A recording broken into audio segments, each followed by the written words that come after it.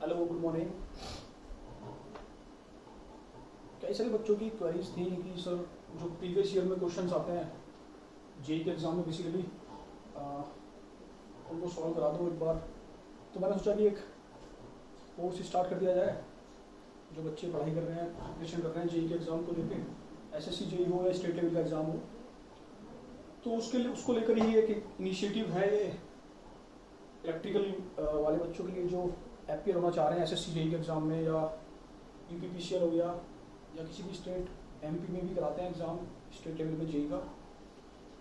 तो सबसे पहले हम इलेक्ट्रिकल सर्किट से स्टार्ट करेंगे और उससे रिलेटेड जो क्वेश्चंस आए हुए हैं एग्ज़ाम में, हमारा फोकस उन क्वेश्चंस पे रहेगा और उस क्वेश्चन को सॉल्व करने के लिए जो कॉन्सेप्ट लगते हैं उन कॉन्सेप्ट को हम क्वेश्चन के साथ साथ लेके चलते रहेंगे, सॉल्व आपको समझाते रहेंगे।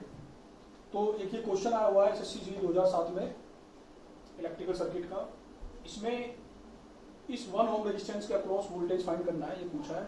और 4 ऑप्शंस दिए हुए हैं कि 2.64, 3.64, 0, 9.1 वोल्ट। इनमें से एक आंसर होगा इसका। तो बड़ा कॉम्प्लेक्स सा नेटवर्क है, तो इसको कैसे सॉल्व करें। देखो नेटवर्क के जो क्वेश्चंस हैं, अगर कॉम्प्लेक्स नेटवर्क है तो हम कोशिश करते हैं उसको धीरे धीरे उसको छोटा करते जाएं नेटवर्क को बाय यूजिंग बेसिक रूल्स। तो इस क्वेश्चन में अगर हम देखें तो इस साइड में अगर हम देखते हैं राइट साइड में, तो ये 4 ओम और 4 ओम जो रेजिस्टेंसेस हैं ये दोनों पैरेलल में हैं। अगर हम इन दोनों के पैरेलल कॉम्बिनेशन की जगह एक रेजिस्टेंस लगा दें तो आसान, थोड़ा छोटा क्वेश्चन हो जाएगा। तो अगर 2 रेजिस्टेंसेस पैरेलल में होते हैं, माना R1 R2 पैरेलल में 2 रेजिस्टेंसेस हैं, तो उनका कॉम्बिनेशन आता है R1 R2 upon R1 plus R2। तो यहाँ पर हमारे 2 4 और 4 ओम 2 पैरेलल रेजिस्टेंसेस हैं, तो इनका कॉम्बिनेशन आएगा 4 × 4 डिवाइड बाई 4 प्लस 4 वैल्यू आएगी 2 ओम। याद रखेंगे हमेशा, अगर 2 सेम रेजिस्टेंस पैरेलल में होते हैं तो उनका इक्विवेलेंट आधा हो जाता है। अगर 6 हैं, 6 और 6 पैरेलल में, तो उनका आधा 3, 10 और 10 है तो उनका आधा 5, यहाँ 4 और 4 हैं तो उनका आधा 2। ठीक है, देख के कंफ्यूज नहीं होना है कि ये 4 ओम तो इधर लगा हुआ है जी, तो पैरेलल में कैसे हो गया। तो कोई दिक्कत नहीं है, अगर आप इसको 4 को यहाँ मान लें, इस करंट सोर्स को यहाँ मान लें, तो एक ही बात है, कंफ्यूज नहीं होना है। तो इस 4 ओम और 4 ओम की जगह एक रेजिस्टेंस लग गया हमारा कितना, 2 ओम का।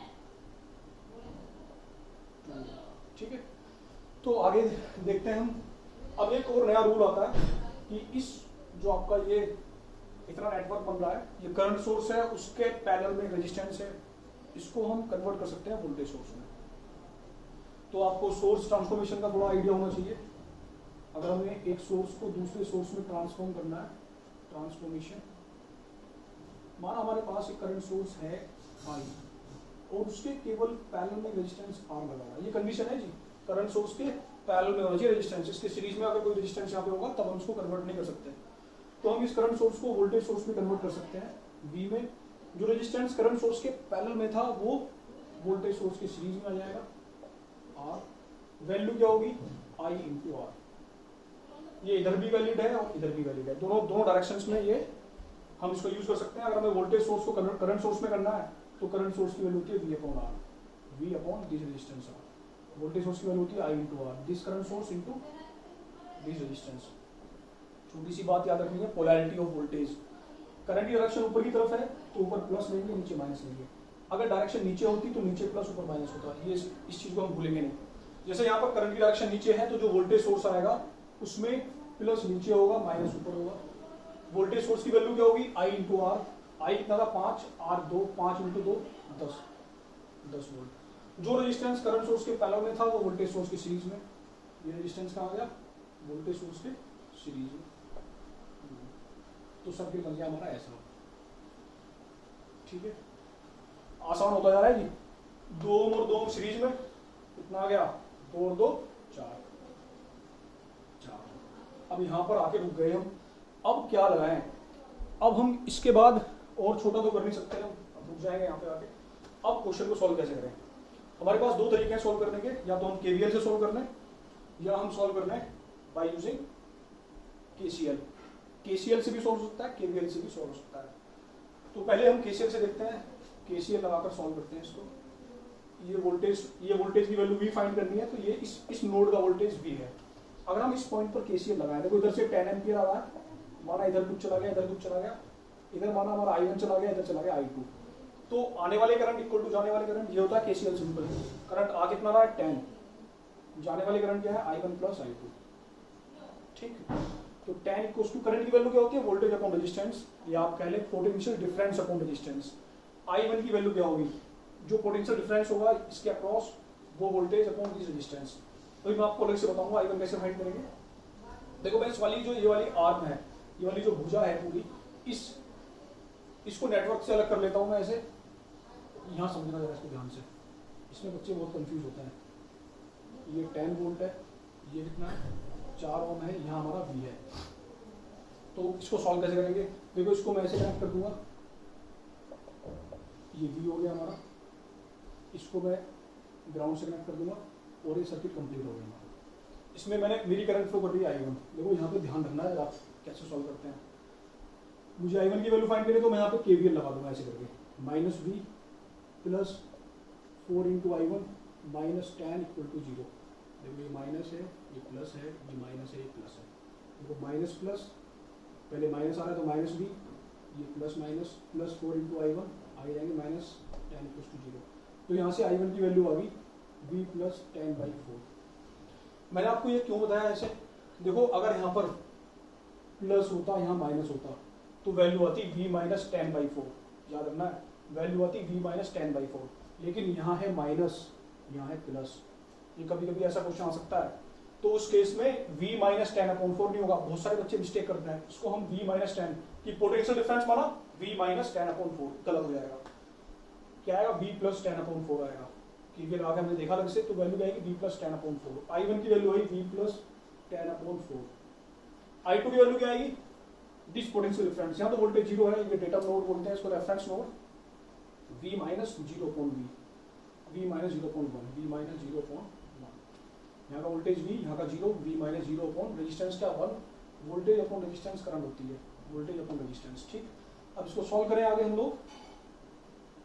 4 हमारा एलसीएम हो गया, V plus 10 plus V equals to 10, इसको इधर ले जाओ, 40 इक्वल्स टू V, ये कितना 4V हो गया बेसिकली, 4 और 1 5, 5V प्लस 10, तो इधर आ गया हमारा 30 इक्वल्स टू 5V। आगे देखें हम इसको, तो V की वैल्यू कितनी आ गई जी हमारी, V की वैल्यू हमारी आ गई 30/5 6 volt, V equals to 6 volt. यही हमारा आंसर है, this is your answer, this is your answer. Okay, thank you.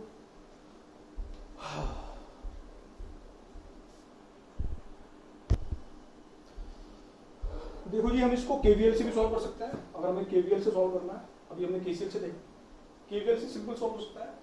देखो कैसे सॉल्व होगा KVL से, एक लूप ये है, एक लूप ये है हमारा। देखो इस लूप में हमने माना करंट I फ्लो कर रहा है, कितना फ्लो कर रहा है, करंट I फ्लो कर रहा है। यहाँ 10 एम्पियर है, तो 10 एम्पियर इस लूप में लूप करंट है हमारा 10 एम्पियर, मैश करंट या लूप करंट 10 एम्पियर। ये लूप करंट 10 एम्पियर है, हमने I मान लिया है। तो इस वाले, अगर मैं इस वाले सर्किट में KVL, देखो इसमें तो KVL लगेगा नहीं, तो KVL लगने के लिए हमें हर एक एलिमेंट का वोल्टेज पता होना चाहिए। हमें इस करंट सोर्स का वोल्टेज नहीं पता है, तो हम KVL लगा नहीं सकते यहाँ पे। हम केवल इस वाले लूप में KVL डाल सकते हैं और I की वैल्यू फाइंड करेंगे। I की वैल्यू निकल गई तो हमारी V की वैल्यू निकल जाएगी। कैसे, देखो हमारे करंट ये ऐसे फ्लो कर रहा है इस लूप में, तो ये प्लस, ये माइनस, ये प्लस, ये माइनस। करंट हमेशा रेजिस्टेंस में ज्यादा से कम की तरफ जाता है। KVL लगाते समय याद रखें, तो हायर पोटेंशियल इधर होगा, लोअर इधर होगा, हायर इधर, लोअर इधर। यहाँ वो बैटरी पोलरिटी से हमें मतलब नहीं है, छेड़ेगी नहीं इसको। अब लगाओ KVL, इधर से मूव करते हैं, माइनस सामने आ रहा, माइनस के 10, आगे चलो, प्लस सामने, प्लस कितना है 1 ओम का रेजिस्टेंस। करंट कितनी है इसमें, देखो I तो प्लस से एंटर कर रही है, 10 माइनस से, तो I प्लस 10 माइनस, आगे जाओ प्लस 4 इंटू, इसमें कौन सी करंट फ्लो कर रही है, केवल I, 4 into I equal to 0। Solve करो इसको आगे, तो ये हो गया -10 plus I minus 10 plus 4I is equal to 0। I और I 5I, इधर चला गया, 10 और 10 20, I की वैल्यू आ गई 4 एम्पियर। ठीक, क्वेश्चन सॉल्व। I की वैल्यू 4 एम्पियर आ गई। देखो ये वाली जो आर्म है हमारी, ये वाली 1 ओम वाली, इसमें हमें वोल्टेज फाइंड करना है। वोल्टेज क्या होता है, करंट इंटू रेजिस्टेंस। देखो इसमें करंट I तो ऐसे फ्लो कर रही है और 10 ऐसे फ्लो कर रही है, ठीक है जी। बड़ी कौन सी है, I की वैल्यू क्या आई 4, तो 10 ऊपर से आ रही है, 4 नीचे से आ रही है, तो करंट कितनी है, इक्विवेलेंट करंट कितनी होगी इसकी, 10 माइनस 4, तो इक्विवेलेंट करंट क्या आ गई 6 एम्पियर। 10 माइनस 4 क्या आ गई 6 एम्पियर। देखो I माइनस 10 था यहाँ पे, तो 6 एम्पियर करंट हमारी इक्विवेलेंट ऊपर से नीचे फ्लो करेगी, वोल्टेज क्या होगा, करंट इनटू रेजिस्टेंस, करंट कितनी 6, रेजिस्टेंस कितना 1, 6 वोल्ट। सॉल्व हो गया क्वेश्चन। देखो 10 एम्पियर ऊपर से फ्लो करी, हमने आई की वैल्यू 4 निकाली जो नीचे से फ्लो कर रही है, तो ज्यादा तो नीचे फ्लो करेगी ना, क्योंकि ज्यादा ऊपर से नीचे आ रही है। तो करंट जो इक्विवेलेंट करंट है, जो रिजल्टेंट करंट है वो 6 एम्पियर है, रेजिस्टेंस 1 है, 6 इंटू 1 6 वोल्ट आंसर। तो हम बाय यूजिंग केवीएल भी इस क्वेश्चन को सॉल्व कर सकते हैं। काफी अच्छा क्वेश्चन था। इस क्वेश्चन में हमने केवीएल कैसे लगाते हैं, केसीएल कैसे लगाते हैं, सोर्स ट्रांसफॉर्मेशन कैसे करते हैं, इक्विवेलेंट रेजिस्टेंस कैसे फाइंड करते हैं, कई सारे बेसिक रूल सीखे हैं इस क्वेश्चन के अंदर। तो इस क्वेश्चन को ध्यान से प्रैक्टिस करना सब लोगों को। अच्छा क्वेश्चन है, तो आंसर आ गया 6 वोल्ट। Okay, thank you. आगे भी क्वेश्चन सॉल्व करेंगे ऐसे ही हम।